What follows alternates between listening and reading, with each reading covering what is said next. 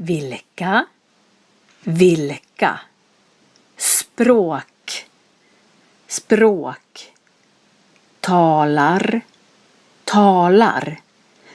Engelska, engelska. Svenska, svenska. Vilka språk talar du? Vilka språk talar du? Jag talar svenska. Jag talar svenska. Jag talar engelska. Jag talar engelska. Och du, vilka språk talar du? Och du, vilka språk talar du? Jag talar svenska och engelska. Jag talar svenska och engelska. Arabiska, arabiska.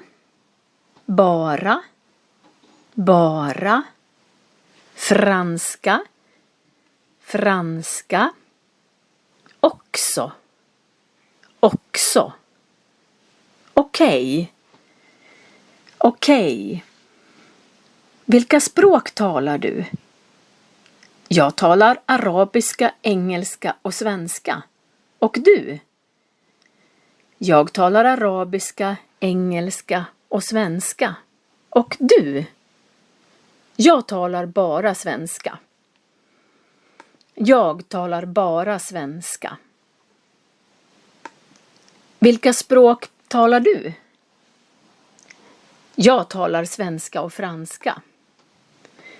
Jag talar svenska och franska. Jag talar också svenska och franska. Jag talar också svenska och franska. Repetition. Hur är du, jag och gammal, gammal. År, år. Många, många. Vilken, vilken. Din ålder, din ålder. Hur gammal är du? Hur gammal är du? Jag är 23 år och du, hur gammal är du? Jag är 23 år och du, hur gammal är du? Jag är 33 år. Jag är 33 år. Hur många år är du? Hur många år är du?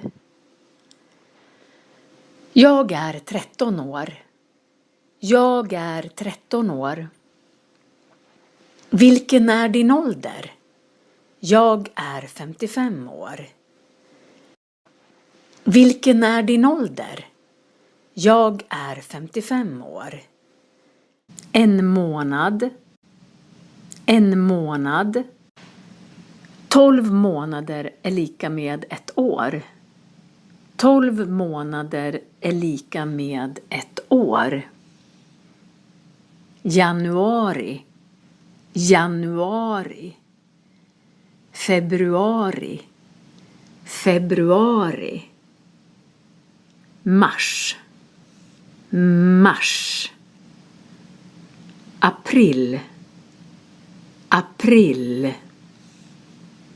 Maj, maj. Juni, juni.